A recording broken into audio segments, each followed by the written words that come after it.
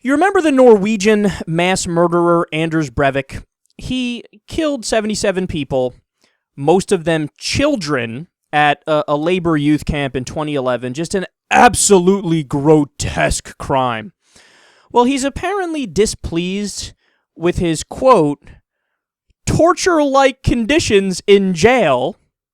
So he's now threatening to go on a hunger strike unless his list of demands gets met. Oh, this ought to be good. So what's his list of demands? I mean, let's take a look here. You guys are going to get such a kick out of this. The demands include better conditions for his daily walk, whatever that means, the right to communicate more freely with the outside world, because right now he's allowed to communicate with the outside world, but the guards monitor his letters to make sure that he's not planning some sort of grand, murder again with some of his crazy psychotic followers. But he says, no, I don't want the guards to read my letters. Yeah, okay. He also wants a sofa or an armchair instead of a painful chair that he has in there.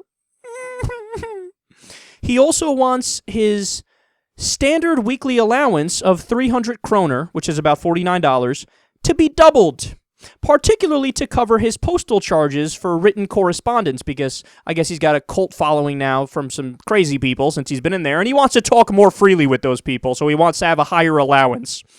Here's where it gets really good. He demands access to a PC rather than to a, quote, worthless typewriter with technology dating back to 1873. Oh, you're so witty, man. They allow you to write on a typewriter and you're angry at them because they don't give you a computer. Oh, yeah, they're so unreasonable. He also demanded the replacement of his PlayStation 2, which he has. He has a PlayStation 2 with games. He says, this is outdated. I refuse to take this. This is torture-like conditions. I want a PS3. Oh my God, man.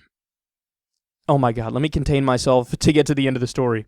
And here's a quote from him. He said, quote, "You've put me in hell, and I won't manage to survive that long. You are killing me."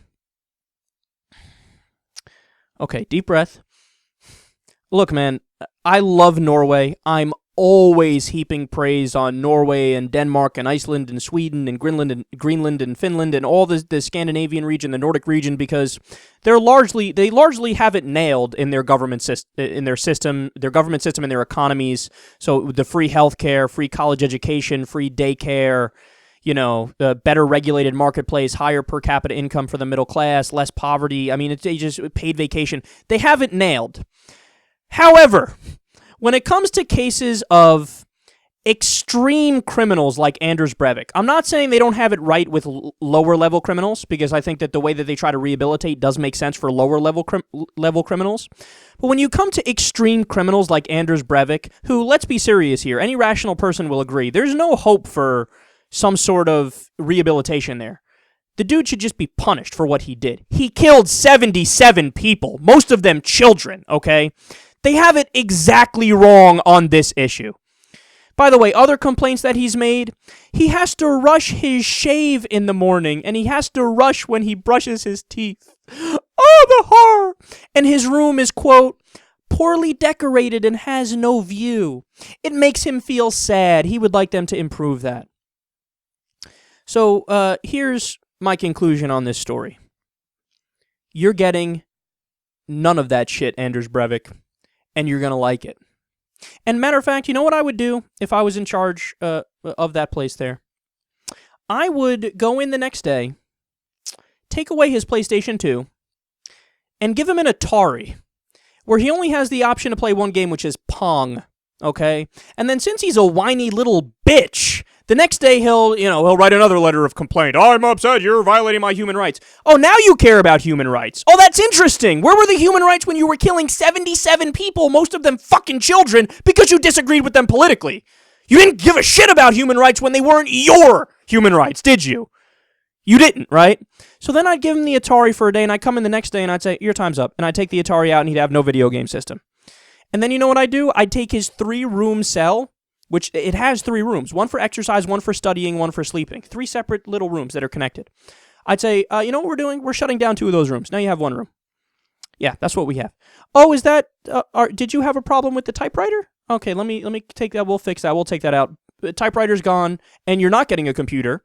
Here is a sheet of paper with an old pen you have to dip in ink.